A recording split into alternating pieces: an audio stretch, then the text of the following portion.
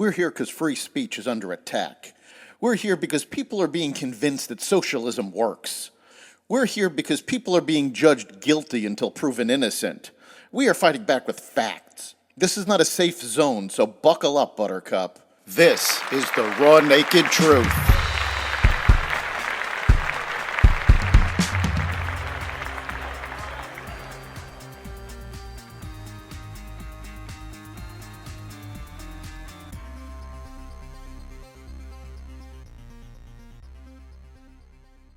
The FBI confirms the validity of the Hunter Biden laptop. The government takes on AI, a new milestone for SpaceX, and more. Welcome to the Raw Naked Truth. I'm your host, Eric Lopkin, and here's the news you need to know. The Russian information operation narrative that was pushed by dozens of former intelligence officials and amplified by the Biden campaign a couple of weeks before the 2020 election took a major blow this week when the federal government entered Hunter Biden's laptop into evidence for his gun trial. After years of the authenticity of the laptop being downplayed by former intel officials, prominent Democrats, and the White House, Hunter's laptop was officially entered into evidence by Biden's Department of Justice and is being used to attempt to prove that Biden was addicted to drugs at the time he purchased a gun in 2018, a violation of federal law. The laptop was introduced by prosecutor Derek Hines and handed to FBI agent Erica Jensen, who explained earlier this week how the FBI authenticated the laptop and extracted data.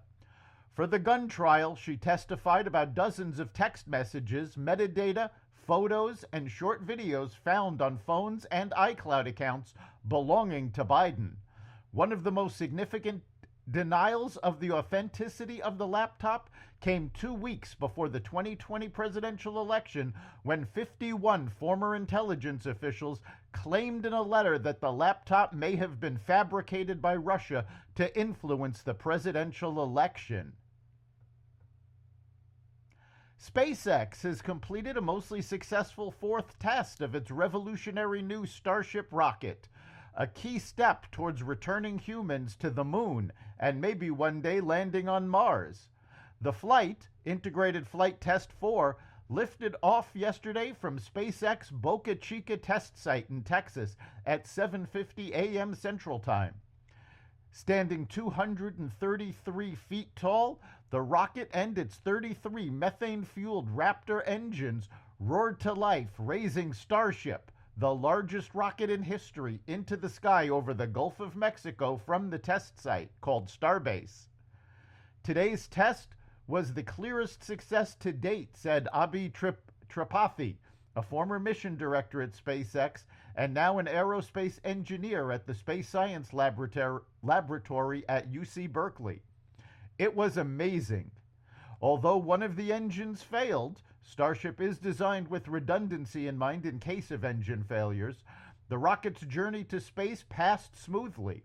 This was the third time a Starship vehicle had reached space and the second time it reached suborbit, the other being the last test flight, IFT-3, in March. Hillary Clinton's social media post commemorating the 80th anniversary of D-Day drew strong backlash on Thursday. 80 years ago today, thousands of brave Americans fought to protect democracy on the shores of Normandy. This November, all we have to do is vote, the former Secretary of State posted to her X account. The D-Day invasion of Normandy, France, on June 6, 1944, is one of the most famous moments in U.S. military history. It was a turning point in World War II and the beginning of American and Allied forces' liberation of Europe from Nazi Germany's control. Clinton has never gotten over losing to Trump in 2016 and was the primary driver behind the now debunked Steele dossier claiming Trump collaborated with Russia. She has made numerous statements claiming that Trump is a threat to democracy with no evidence to back it up, and claims that have been debunked by actual events. The Food and Drug Administration said yesterday that it rescinded its 2022 order for Juul to pull its vapes from store shelves. The agency had issued the ban amid concerns that many kids were becoming habitual vapors. But Juul's vapes never vaporized, continuing to appear in stores and school bathrooms as the ban was suspended pending an appeal. Now the FDA has reconsidered Juul's application to get its products greenlit, pending review of additional health data and related court cases. The Federal Trade Commission and the Justice Department agreed to divide their roles in investigating Microsoft, OpenAI, and chipmaker NVIDIA for potential anti-competitive practices, the New York Times reported yesterday. The FTC has been looking into tech giants' deals with AI upstarts like OpenAI, which Microsoft plugged with $13 billion. The agency is also closely scrutinizing Microsoft's tech licensing deal with Inflection AI and its move to hire almost all of the startup staff, per the Wall Street Journal. Meanwhile, the DOJ will examine NVIDIA's contracts for AI chips. America's fleet of cars and trucks is getting long in the tooth. Last month, a study by S&P Global Mobility reported the average age of vehicles in the U.S. was 12.6 years, up more than 14 months since 2014. Singling out passenger cars, the number jumps to a geriatric 14 years. In the past, the average age statistic was taken as a sign of transportation's burden on household budgets. Those burdens remain near all-time highs. The average transaction price of a new vehicle is currently hovering around $47,000. While inflation and interest rates are backing away from recent highs, insurance premiums have soared by double digits in the past year. That's the Raw Naked Truth.